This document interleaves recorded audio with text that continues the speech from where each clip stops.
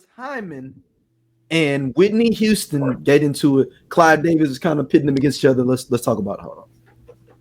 I love this. And Whitney Houston almost had to put the pause on Phyllis Hyman. For context, everything that Whitney Houston's earlier career was, aesthetically, musically, the princess of pop that she became, is modeled after what Clive Davis first attempted on Phyllis Hyman, so she is the prototype. The issue is that Phyllis had a vision of her own for her career that didn't align with Clive's, and she was extremely outspoken about it, which caused friction between the two, and to assert his dominance as her music executive, instead of just dropping her from the label, he decided to punish her by allowing her next few albums to be commercial failures. No major album promotion, financing, he cut her off from quality producers and songwriters, and in the midst of all of that, Whitney Houston comes along, and she's willing to be everything that Phyllis refused. Fast forward, there's an arista party with all of his artists and employees, and Whitney, being the label's newest artist, is like the belle of the ball, being escorted in and around the room to meet everyone. Then she walks over to Phyllis Hyman to introduce herself. Mind you, Whitney has none of the context I just gave you about Clive and Phyllis's relationship, in that she's unintentionally involved. Before Whitney could say hello, Phyllis, who was perched on a stool,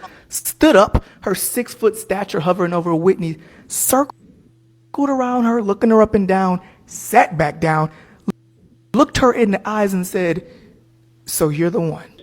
And Whitney looked her back in the eye, and Whitney was very, when I worked with Whitney, that's one thing I remember. She would always look you directly in the eye. She had a very firm handshake too. That Whitney looked at Phyllis and she said, yes, I'm the one. All right now. It was that direct and confident response that changed Phyllis's perception of Whitney immediately, and she told her, "Listen,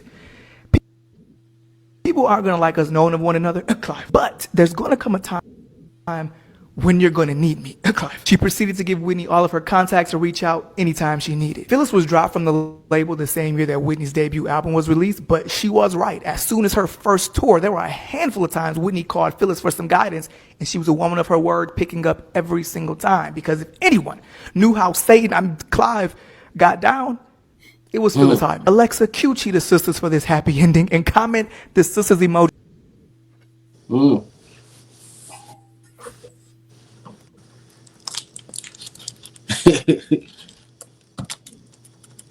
Stacy. Yes. Hello. Go ahead, Stacey. Go ahead. All I'm gonna say is this: Whitney Houston is from New Jersey. Right? She loves to tell everybody she's in New Jersey. We've heard stories Newark, about her. and Newark, to be specific. Newark, right? So Newark, New Jersey, and we've heard stories about her pulling ponytails and all of that. Let me tell you something about a 6-foot light-skinned woman. Okay? Phyllis Hyman would have donkey punched Whitney on top of the head. All right. There's a reason that she was sitting on a stool and stood up over her to let her know, before you think about this, you need to see all of me. Right. Because Whitney could have got some jabs in, but if Phyllis gets that first hit. Yeah, it's a wrap. Okay, so the idea, like, I don't like tell the story, but don't say the time that Whitney almost punched Phyllis Hyman. That's not what almost happened. Okay, but I will also say though is that as a person of stature, right, who is normally significantly taller than most women that I'm around, right, and especially like when I was heavier, right, there's a level of dominance that you know that you have over someone, right, and when someone stands up to you, you say, you know what, I like you. I like you. Fuck with that. I like that you wasn't scared of me. I'ma still fuck you up, but I like that you weren't. I like that. Little nigga got heart. Little nigga got heart. I like it.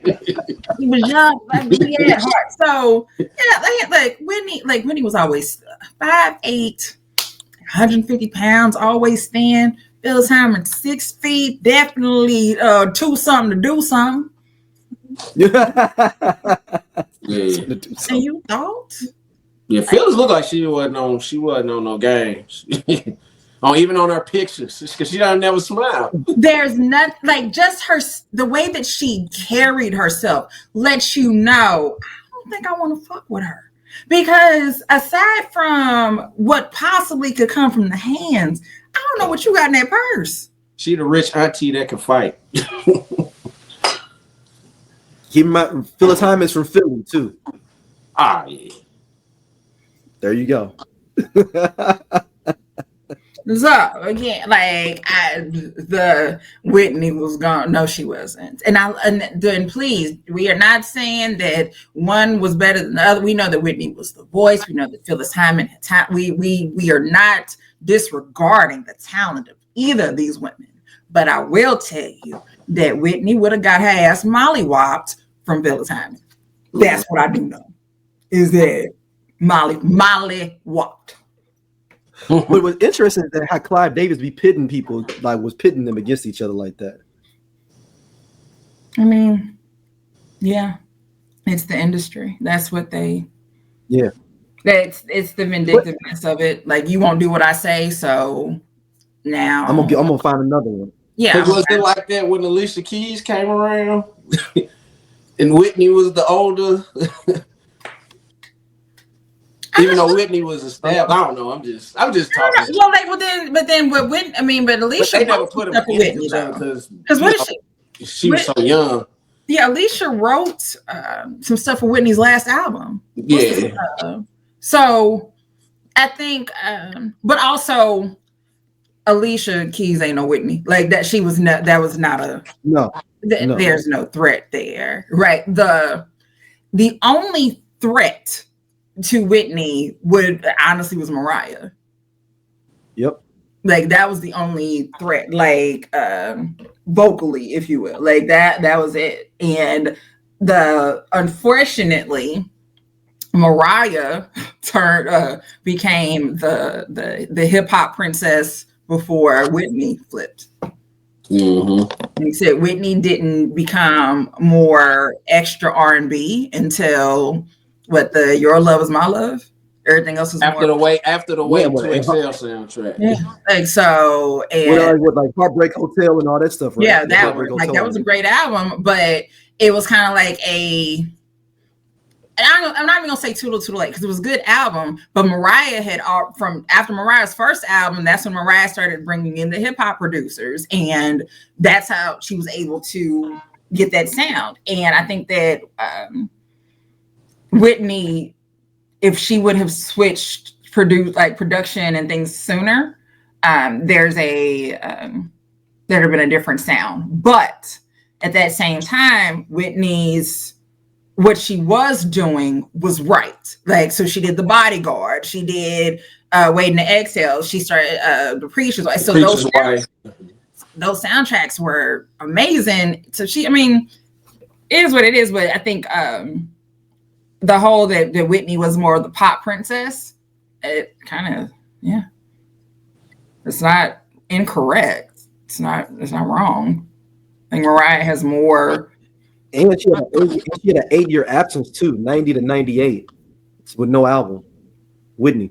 She was doing movies. She was doing the movies. Yeah, but Mariah was eating in though. That's when Mariah was eating. Mariah on that 90 to 98. She had a #1 hit for every year of the 90s. Yeah, exactly. So yeah, Whitney was doing the movies and then having the success from the songs on those soundtracks. So it's like she was never forgotten, but Mariah was getting played in the clubs. That's it. They don't have a slide to I Believe the Children Are Our Future. No. They got one to Fantasy. Damn, I was like, when do you hear Whitney in the club? I mean, you just hear I want to dance with somebody, but you hear that at the white clubs. the white boys. Exactly. I'm like, I'm Your Baby Tonight. I don't hear that for real.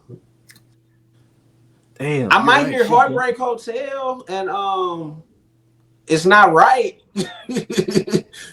I'm definitely going to hear It's Not Right in the gay club. I'm definitely going to get the dance mix to that. But I don't. That's real shit. You don't. Unless you go to an old head lounge, you're gonna hear You Give Good Love. Oh yeah, you gonna slow jam. But yeah, Saving all my love. that's you said something. Real shit? What Whitney songs are getting played at the club? None. Because I don't hear I'm Your Baby Tonight, and you know what? Well, My Name's Not Susan and all that. I never liked that song ever. Yeah, What's the one with Bobby Brown? We Have Something in Common. now that is my shit. Yeah. That's That my might song, and I feel it does not get the credit that it deserves. But I can see that song being played in the club. That song was played in the clubs. Yeah, that one. But Yeah. yeah, Whitney had so many ballads. That was the thing. She had all these ballads and some up-tempo things, but nothing that ballads, anthems. ballads. So, and Mariah was in the club, and if you What make about I'm every woman? I'm every woman. Oh, I forgot about that. You might have heard that one. Yeah, I forgot she redid that. but that still wasn't like a club. Like it's my song. Every International Women's Day, I play it, Mm-hmm. and I do a stirring rendition in here alone. But if it's played in the club, it's a dance mix. Mm. It's some dance mix that they did. So, but again, it's not getting played in a mainstream club. Is not getting played in a black club. Do you hear? You don't hear Shoop in the club. The Waiting to Excel. Shoop, nah, not that. Huh? Like so, yeah. That was the secret formula for Mariah. It was that she had songs that were getting the radio play and people were dancing to them in the club. And Whitney, like I said, we were singing to Whitney. We listened to the song. Yeah. You gonna hear Whitney, you know. I mean, even Luther had club songs. Yeah, never too much. Bad Boys. Bad Boys. Yeah. Do a little two-step in there. What's that one song? I think it's like his first video when he got skinny, and it's like he owns something, but he floating around. What's the name of that song? First time he got skinny? It was like one of his first videos when he was skinny. When he was skinny, Luther. I was like, damn, Luther was hella different when I first saw it. It's like he's on something. It looked like it's like he floating around outside in the city. He's on something, but it's like he on top of a float or something. It's like he got like a white suit on or something. It's an up-tempo song. I just forgot the name of it. Yeah, I gotta figure this one out. This is when he first got small. It was late 80s. It was like one of his first videos when he was skinny. Oh, wait, now. I wonder if this is it. Is it the Give Me the Reason? I don't know. Is it Give Me the Reason? Stop to Love. Stop to Love. Yeah, yep. Stop to Love. That's what. Yeah. Yep. I got it that quick. I didn't know if it was that one or Give Me the Reason. Hey, this cool ass Scott from the I Love 90s Music Podcast.